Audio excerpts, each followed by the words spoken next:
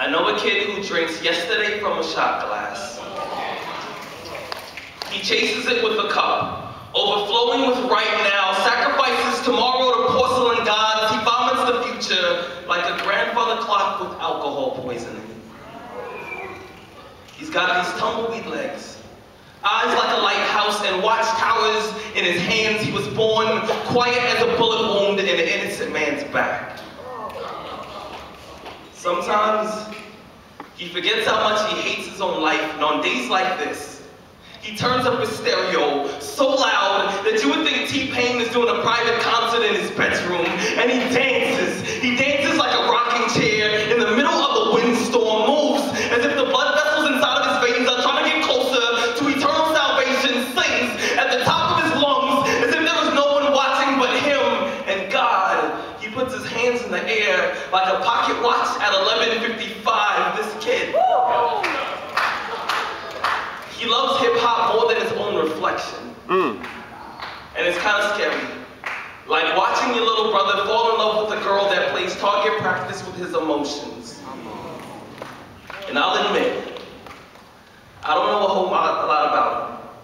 But I do know that he doesn't laugh as often as he'd like to. But whenever he does, it's the kind of laugh that comes from the ground floor of your soul. A noise that can separate silence like the Red Sea. It sounds like a wind chime, trapped inside of a jukebox, stuck on repeat. When he laughs, it's like listening to raindrops being played backwards on a DJ's turntables, but on most nights.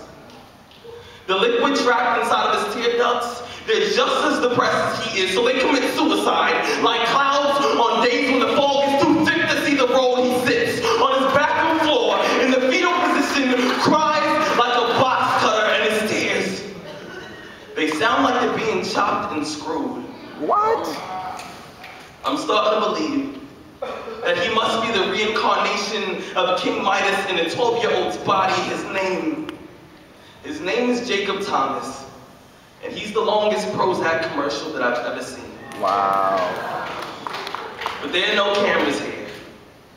Just a boy with a mouth like an eviction notice who curses God for letting him be the only one to survive the car accident that killed his entire family. You see, on December 18th, he lost his mother, father, and older brother. And yesterday, he tells me that if he ever sees God, he's gonna punch him in the face and take back the people who were supposed to raise him. He said that he would much rather die on a cross than carry one on his back his entire life. He said Jesus took the easy way out. Woo! And I wish that I could put a Bible verse in a blender and use it like super glue to reunite the fragile pieces of his broken faith.